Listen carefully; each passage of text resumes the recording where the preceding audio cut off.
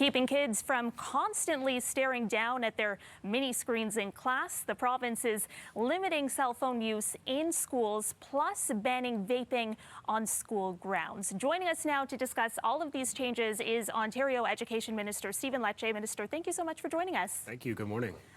So it's my understanding that kids already couldn't be on their cell phones throughout class under the previous limits that were announced by your government in 2019. So I'm curious, how is this latest ban any different from the one that you've just announced? So in 2019, school boards were required to develop a policy. Some of them developed strong policies and most of them did not, which has led us to the point where cell phones are being used all the time in classes and they are distractive. In addition to the vaping. I mean, it is illegal to vape in Ontario, and yet in washrooms in many of our high schools particularly, they become safe places. So notwithstanding good intention, we don't have a provincial standard that is strong. And so we brought forth a new policy that, yes, we will restrict cell phones during instructional time, during that in-class time. We're going to obviously ban vaping and cannabis products from all schools with strong repercussions if they're caught vaping, in addition to addiction services for those kids that may have that need. And finally, yes, we're going to also remove social media from Wi-Fi and from devices, which is the first province in Canada to do that. So there's a lot of new components here we didn't have in the past. And I think we've got to set a higher standard, be more ambitious and comprehensive, and tackle this issue head on. It will be up to teachers and school boards to decide how these new rules are enforced, right. But it's already up to them to decide how to enforce them. So without the change of the enforcement rules, like what exactly here is different? How is this not more of the same? Well, that's exactly the point. We do respect the professional judgment of teachers, but every teacher I've spoken to over the past years have said, I don't have the tools to enforce the policy. I don't have a school board and superintendents that are going to back me when I do it. And so this actually gives teeth, standardization, and clear consistency to parents that there are progressive discipline tools that can be used if someone violates the policy. Now, hopefully we don't have to get there.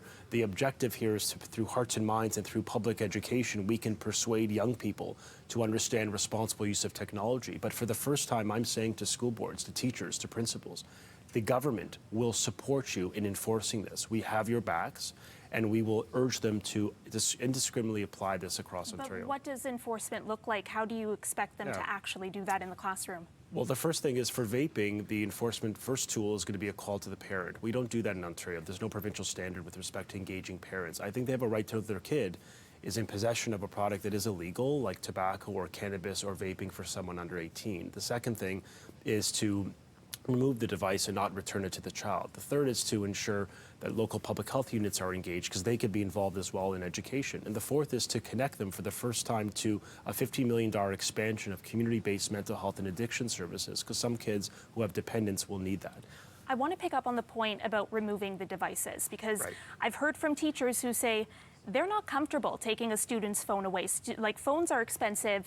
What if that phone, something happens to it? What if it's destroyed? What if it's lost? Teachers do not want to be responsible for that. I understand. So how do you expect them to enforce this? So the policy will require a student to bring their phone to the front of class, turn it off, put it on the front of the desk. So the onus is on the student. It will require the student to come forth, put the cell phone literally, or the tablet, whatever it may be, literally on the desk and turn it off. They could return that product, that technology, at the end of class. This policy for high school kids, particularly in middle school, applies for in-person learning, the instructional time. We're allowing kids to have still technology or cell phones on their person, in their backpacks, in their purse, during spares and lunches, etc. But when in front of a classroom teacher, if the teacher does not permit the technology, it is to be out of sight, out of mind. That is the message we're sending. Today we're sending a letter home to parents that's going to help codify these messages and say to them, look, we need to work together here because this is a big paradigm shift in how kids operate, how they think.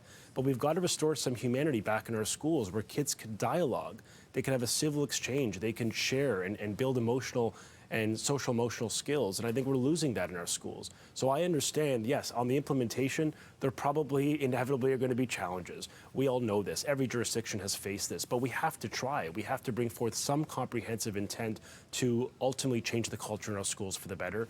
And I want to believe through a Team Ontario approach, working with teachers, working with our principals, working with parents and students and medical experts, that it's clear the status quo is not working, that the school board policy of 2019 is just not having the effect we hoped, and thus we've stepped up with a bigger plan, more supports for mental health, for behavior issues, for addictions, more curriculum knowledge. We're mandating in the curriculum further knowledge on responsible use of technology, digital citizenship, and the perils of vaping and cannabis. So there's a lot of new elements here, new supports, and a recognition. It will be challenging, but I think if we work together, we have a generational opportunity to change the way young people operate and improve the mental health of kids. I think we shouldn't dismiss how savvy kids are, though, these days. Yes. They can create VPNs.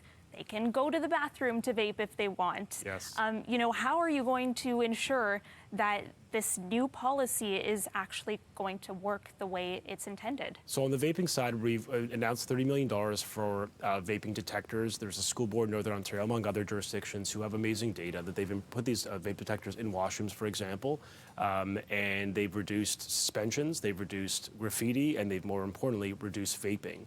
Significant tobacco cessation has been achieved through those. So we've invested $30 million. We're going to put those into schools across Ontario.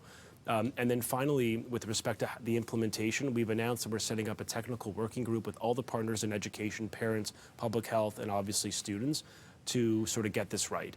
There's a reason why we are taking the actions on removing social media from our Wi-Fi and from our devices. Now, we recognize there may be creative ways to work around it. That's why that technical working group is being established, to work with kids to say, look, we need your ideas on how to ensure we implement the spirit of the policy. The vaping policy on calling the parent, removing the device, engaging public health, that type of concept, that actually came from students when I consulted them 2 years ago in Windsor.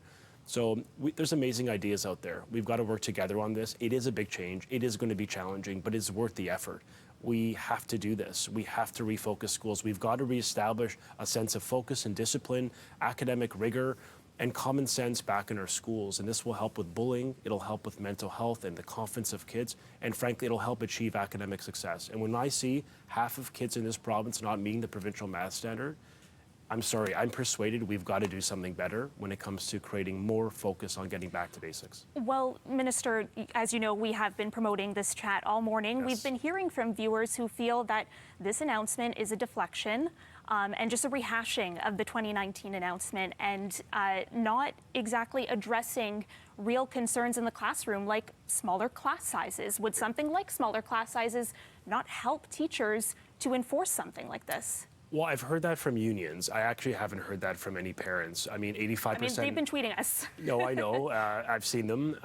But the truth is, 85% of Ontarians were surveyed on this. So, your sample is of the minority, not of the overwhelming majority of people who think this is a common sense provision.